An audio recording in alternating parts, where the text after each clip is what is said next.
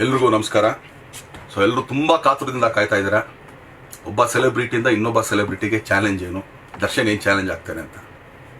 ನೀವೆಲ್ಲ ನನ್ನ ಸೆಲೆಬ್ರಿಟಿ ಅಂತೀರಾ, ಆದರೆ ನನಗೆ ನನ್ನ ಫ್ಯಾನ್ಸ್ ದೊಡ್ಡ ಸೆಲೆಬ್ರಿಟಿ ಇದ್ದಂಗೆ, ಅವರೇ ಸೆಲೆಬ್ರಿಟಿಗಳು ನನಗೆ. ಸೊ ಆದ್ದರಿಂದ ಈಗ ಕುರುಕ್ಷೇತ್ರ ಬರ್ತಾ ಇದೆ. ಅದರಲ್ಲಿ ಸುಮಾರು ಜನ ಕೆಲಸ ಮಾಡಿದ್ದಾರೆ.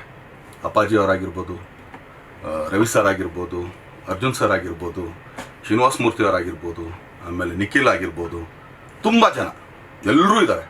ಸೊ ನೀವು ನನಗೇನು ಥರ ಒಂದು ಮರ್ಯಾದೆ ಕೊಡ್ತೀರಾ, ಆ ಸಿನಿಮಾದಲ್ಲಿ ಪ್ರತಿ ಒಬ್ಬರಿಗೂ ನೀವು ಆ ಥರ ಕೊಡಬೇಕು.